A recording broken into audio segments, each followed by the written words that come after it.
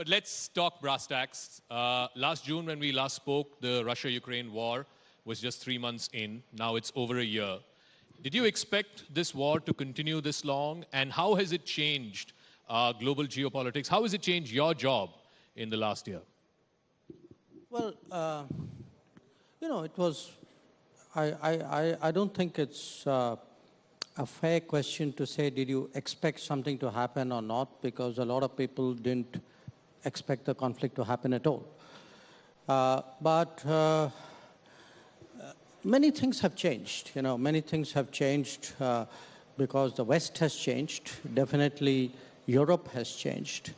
Russia's relationship with the West has changed. I think that has other consequences. My sense is Russia's relationship with Asia will consequently change because it will turn more eastwards than it has done in its history for a long time. In many ways, issues like energy security, food security have come to the fore. It's also opened up a bit of a north-south divide. So at the moment, you have a east-west friction and a north-south divide. So it's really made the world a much more difficult place. So when you say the world has become a much more difficult place, a country like India, we are the voice of the global south. We also have very deep linkages with the West and, of course, with the East. How does India play these deep divisions? Well, we are, to a great extent, the voice of the global south because I think, one, there is a natural empathy from our similar history, but also because we have made an effort. I mean, it's not something which just happened by itself. You've had a G20 summits before. To the best of my knowledge, no other country said, okay, we are 20 countries around the table. There are 180 countries which are not around this table. So should we make an effort to find out what their expectations are of us? I think, to the best of my knowledge, we are the first country to have done that. And we actually, starting with Prime Minister himself and, 5 of us, including Piyush, who was here before me, we all spoke to our counterparts. We actually consulted 125 nations with this one question, which is, we're going into G20, so tell us your key concerns and what is it we can articulate. That's one part of it. I think the other part of it is also, we have in this whole period since February 24th last year, we have tried to press for you can say, a return to peace, a return to negotiations. Yeah. In that sense, we have taken an independent position. I wouldn't say we're the only ones, but we certainly are among the more prominent ones. I do believe there is a real body of opinion out there, including in the G20. Mm-hmm. I would say a country like, say, Mexico or Brazil or Argentina or Indonesia, Saudi Arabia. I think many of them share similar views. Probably we've been the more outspoken among them. So both in terms of the north-south divide as well as the east-west polarization, I think we have tried to be the bridging force there. And the world needs somebody like us. So you're talking about the G20, and of course this is a big year for India. The session is called India's G20 moment. But how worried are you that there's so much fixation around a joint statement or the lack of it at the end of one? Because we had the foreign ministers meeting, you chaired that a few weeks ago. We had an outcome document, I believe, not a joint communique. Similarly, again, in the finance ministers meeting. Is there too much fixation on a joint statement? Well, let me speak about the one which Sure. I chaired. We had a meeting. We had a outcome. We were negotiating essentially a 24-paragraph document. We had agreement on 22 paragraphs. There were 2 paragraphs pertaining to Ukraine, which basically was a carry forward of what happened at Bali, on which we could not get agreement. So, in a sense, we had to do a chair summary for the Sure. part we couldn't, and the outcome document for the part we could. Now, we have to be real about it. I mean, look at the state of the world. In this state of the world, if I could get 22 out of 24, so what's that in percentage terms? About 95. 95%. Okay, I never got 95% in school. So I would say, I was not dissatisfied. I would have obviously liked to get 100%, which would have been a novel experience for me. But You were one of your toppers in the services. You went to a top university. Well, we'll put that aside. We'll park that aside. No, but look, my point is what we really managed to do in the G20. I agree with you that one shouldn't be textually obsessed, though text does matter. Sure. I think our real contribution was to get the G20 back to the G20's real business. The G20 is not the UN Security Council. It's not the primary forum to debate international peace and security. I'm not saying international peace and security doesn't matter or doesn't have economic consequences. They do. But if you look today at the world, there are serious issues for the world to worry about. Food and energy security, green financing, Agenda 2030, trade issues, debt issues. We actually got something very novel for G20 to look at, and which I would like to build on, which is something called global skills mapping. That where are the skills in the world and where is the demand in the world? And they are in 2 different geographies. Yeah. So how do we actually put that together? I think that's a very interesting avenue that we have opened up for the G20. So the original mandate of the G20 was global growth and development. Now, last year, because of the Ukraine conflict, I think the conversations went in the direction of one issue. We would like to see, without disrespecting that particular issue, we would like to see a return to what we believe matters most to the roughly 200 countries of the world. And in that sense, I would say more than getting 22 out of 24.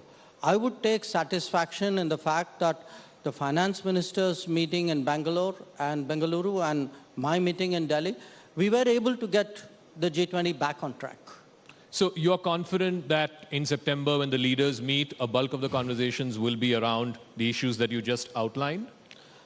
I would say, yes, that should be the progression. Every G20, there is a strong element of continuity. And there are some new ideas which come in. My sense is that you would see some ideas come in as well. Probably a bit early, may take a few meetings more for that to move. But I would certainly hope that by September, we would have a G20 leaders meeting which would look at the crucial issues pertaining to global growth and global development. Sure. So one of the consequences, I guess, because of the war, or perhaps it's been accentuated because of the war, is the world is increasingly looking like 2 blocks. You have the United States and its partners on the one side, and you have Russia and China on the other, most of all because of what happened last week when Xi Jinping went to Moscow.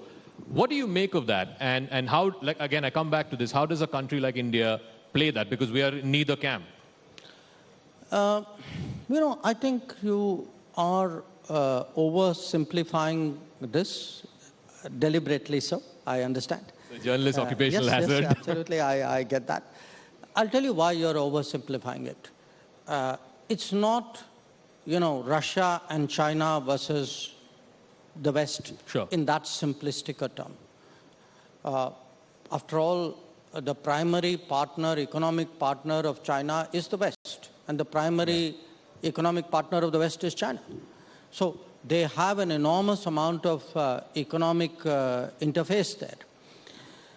Where Russia is concerned, I would actually go back to my initial point, which is, I think, one of the natural consequences of the Ukraine conflict is that Russia, a Eurasian power which has historically looked much more towards Europe, today finds its relationships with the West very, very difficult.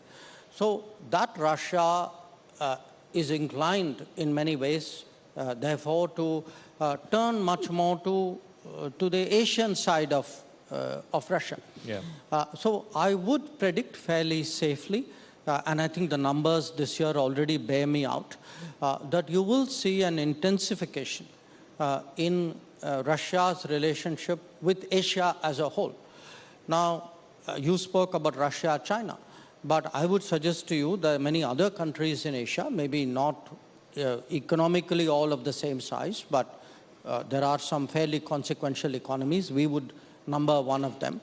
And my expectation is you will see actually Russia also show that much more interest in developing its cooperation with India. Now, if you look at the India-Russia relationship, for the last 70 years, this has been one of the most steady relationships in international relations. That, take all the major players, Russia, China, Russia, West China, you've seen enormous volatility in their relationship. Whereas from 1955, which was the year Bulganin and Khrushchev came to India, you've actually had a very, very steady, even after the breakup of the Soviet Union, actually, there was a bit of a gap there, but very quickly the relationship came back to where it was. So I do think that, yes, you will see a change in Russia's posture and priorities, but I think for India, this is also in many ways an opportunity to grow its relationship, because our relationship with Russia has been very, the bandwidth is very narrow. It has been mainly defense, nuclear and space. The trade relationship with Russia historically has been not historically, at least in the last 2-3 decades, has been very, very narrow. And you can see that grow. So, but when now, particularly when European countries say that, before the start of the war, Russia was supplying India less than 1% of your oil requirements, suddenly Russia is your top oil supplier, what do you say to that? I'd say the market is the market.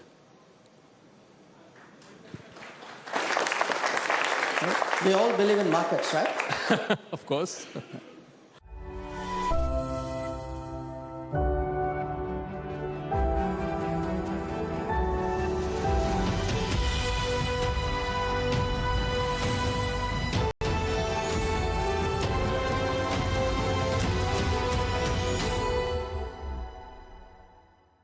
Since you mentioned China, where are we on this, the border confrontation that happened? I believe out of the 7 odd points, 5 there has been disengagement, 2 there is still no disengagement. Just a broad understanding that, do you believe this has gone beyond the remit of army commanders? This has to be a political sort of dialogue and eventually moving to resolve the situation? Look, first you have to understand what is the nature of the problem. The nature of the problem is that 2 militaries who generally were not 24/7 deployed at or on or very close to the LAC have done so to a great degree after May of 2020. Because pre-May of 2020, both militaries were primarily located in the depth areas where they had permanent bases, and then they would patrol out into the LAC. Now, in 2020, the Chinese breached that in violation of the 93-96 agreements, brought forces to the LAC. Obviously, we countered it. They stayed there, we stayed there. So as a result, you have a very, very intricate situation of very multiple close-up deployments, which by common sense sort of military assessments, a very dangerous situation to be. And that danger, of course, was, we had to caution them. And then, of course, Galwan happened, which only was proof that, you know, how volatile the situation could be. Now, in this, we have, you know, I met my counterpart in September 2020. He accepted that this was a dangerous situation. And since then, we've been trying to pull back the close-up deployments, not close-up deployment, the close-up forward deployments. But it can only be done if there is a mutual agreement.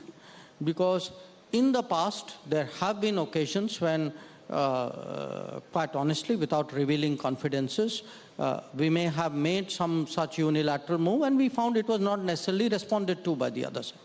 So everything that we have done is on the basis of what we call the principle of mutual and equal security, which means, you know, if we move back here, you will move back there. So now again, some canards have been floated that, oh, buffer zones have been created in our patrolling areas. If I'm not able to patrol somewhere, he's also not able to patrol on that area. So it's, you know, whatever we have been done is mutual, it is negotiated. Now, this is still unfinished work. There are places where we have this forward deployments. We continue to work away at it. I will only remind you when this started in the summer of 2020. If you took the cumulative analysis of this city, people told me this, you know, we're not going to get a solution. You know, the Chinese are going to do this, there's nothing you can do. I would say, please look at the last 2 to 3 years. You know, my sense is the military has done what the military should do. The military has deployed. The military deployed in the COVID. The military is deployed round the year. The military is deployed through the winter. The military is deployed at great heights. So, you know, and secondly, the military and diplomacy has worked in lockstep. Now, your question, you know, should you not leave it to military commanders? First of all, it has never been left entirely to military commanders. The military commanders and the diplomats work as a team. Now, you cannot, you know, to take away the military commanders is ridiculous, because the military commander is a person who knows the troops, who knows the topography, who actually knows what is mutual and equal security, which by the way means it's not like the distance on the map. There are many other factors which come into being.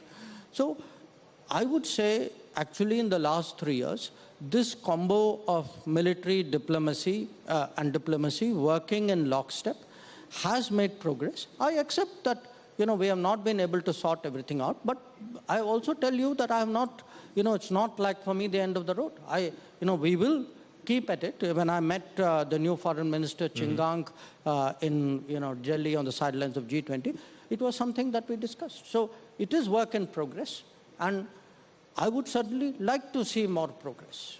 Since you mentioned you met the new Chinese foreign minister, there seems to be a bit of a change in Chinese diplomacy, if you will. You're seeing the moves that they're making vis-a-vis Iran and Saudi Arabia. They've also floated this 12-point peace plan with Ukraine.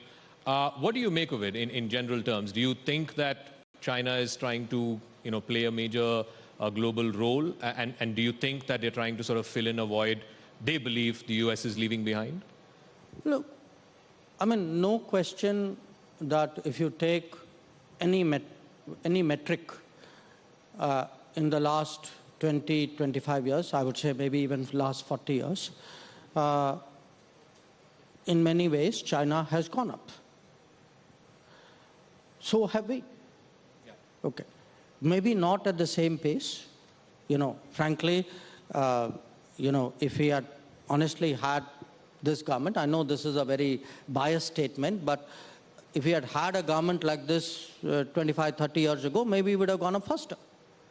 But at least today, if you look at the progress in the last decade, do also see that just like China's reach and influence and equities grow, ours too are growing. But in this particular case, what you are mentioning, I think you have a very complex regional problem in which obviously China is involved. The parties have found China useful in whatever that they are doing. And that is something which is a fact. Do we recalibrate because we have huge energy requirements from there? We have a huge diaspora there. Is there any ramification for us? Why do I need to recalibrate? I mean, how is this in any way affecting my relationship with Iran and my relationship with the Saudis? I mean, both relationships are doing well.